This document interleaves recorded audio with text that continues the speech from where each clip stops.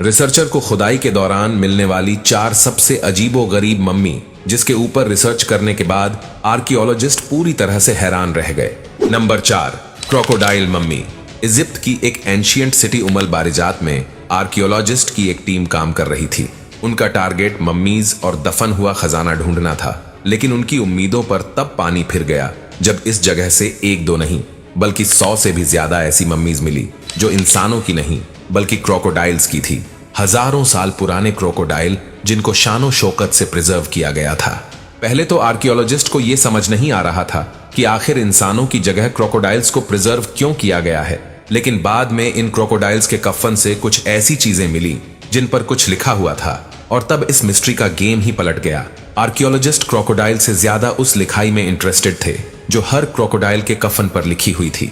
आखिर हजारों साल पहले एंशियंट इजिप्ट के लोगों का क्रोकोडाइल से क्या ताल्लुक था और इनको इतनी इज्जत से क्यों प्रिजर्व किया गया था?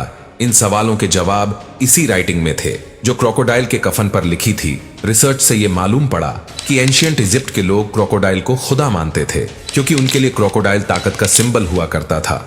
उस कदीम दौर में एंशियंट इजिप्ट के लोग ऐसे पुतले भी बनाते थे जिनका सर क्रोकोडाइल जैसा होता है और नीचे का हिस्सा इंसानों जैसा। Number 3, गजेल्स mummy. सिर्फ क्रोकोडाइल ही वह जानवर नहीं थे जिनकी मम्मीज इजिप्ट से मिली थी, बल्कि आर्कियोलॉजिस्ट को कई हिरनों की मम्मीज भी मिल चुकी है। ये जो हिरनी की मम्मी आप देख रहे हैं वह आज से तकरीबन 3000 साल पहले मरी थी और ऐसा मालूम होता है कि ये किसी क्वीन की पालतू हिरनी थी। जब आर्कियोलॉजिस्ट को खुदाई के दौरान ये हिरनी मिली तो वो ये देखकर हैरान रह गए कि किंग और क्वीन के साथ साथ हिरनी को भी शाही अंदाज में स्टफ करके दफन किया गया था। यानी जो तरीका किंग्स और क्वीन को प्रिजर्व करने में इस्तेमाल होता था, इस हिरनी को भी उसी शानो शौकत के साथ प्रिजर्व करके शाही कफन में डाला गया था। नंबर 2, टूटनखामुन या फिर किंग टट। इस फेरों को मिलने से न सिर्फ इसको ढूंढने वाले हैरान थे, बल्कि टूटनखामुन की मम्मी ने पूरी दुनिया के आर्कियोलॉजिस्ट को हैरान करके रख दिया था। टूटनखामुन की मम्मी जिस कमरे में बंद थी वह जमीन के 20 फुट नीचे से मिला था।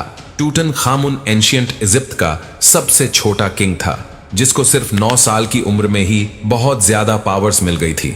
इसकी मम्मी 1922 में किंग्स वैली के एक टुम्ब से मिली थी, जहां मम्मी के साथ साथ बेशुमार खजाना भी दफन था और इसी वजह से ही टूटनखामुन की मम्मी ने पूरी दुनिया को हैरत में डाल दिया था। सिर्फ 19 साल की उम्र में ही मर जाने वाले इस किंग की टुम्ब के बारे में यह माना जाता था कि इसके अंदर कुछ ऐसी आत्माओं का बसेरा है जो इस मम्मी और खजाने को बचा रही है।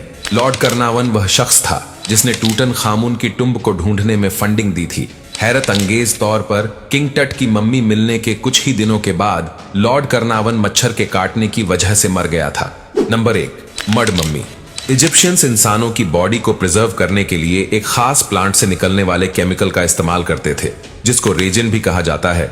यह केमिकल बहुत महंगा होता था और इसी वजह से सिर्फ अमीर लोग ही इसको अफोर्ड कर सकते थे। आर्कियोलॉजिस्ट को जितनी भी मम्मीज मिली थी उन पर रेजिन लगा होता था ताकि बॉडी वक्त के साथ खराब ना हो। लेकिन ऑस्ट्रेलियन आर्कियोलॉजिस्ट तब हैरान रह गए जब उन्होंने एक ऐसी मम्मीज तलाश की जो रेजिन नहीं बल्कि मिट्टी से कवर हो रखी थी। ये मम्मी एक औरत की थी जो लगभग 25 साल की उम्र में मरी थी, लेकिन इसके कफन पर मिट्टी के अलावा कुछ और भी था जिसने आर्कियोलॉजिस्ट को हैरानी में डाल दिया था। लैब टेस्ट से यह मालूम पड़ा कि ये मम्मी तो 3000 साल पुरानी थी, लेकिन इसके इर्द गिर्द जो मिट्टी लगाई गई थी वो इसके मरने के काफी सालों के बाद लगाई गई थी। रिसर्च के बाद यह समझा गया कि ये मम्मी किसी गरीब घर की औरत की थी जो रेजिन अफोर्ड नहीं कर सकते थे। इसी वजह से इसको मिट्टी से प्रिजर्व किया गया, लेकिन इसके मरने के काफी सालों के बाद इस पर मिट्टी क्यों लगाई गई, ये अभी तक आर्कियोलॉजिस्ट के लिए एक सवाल ही बनकर रह गया है।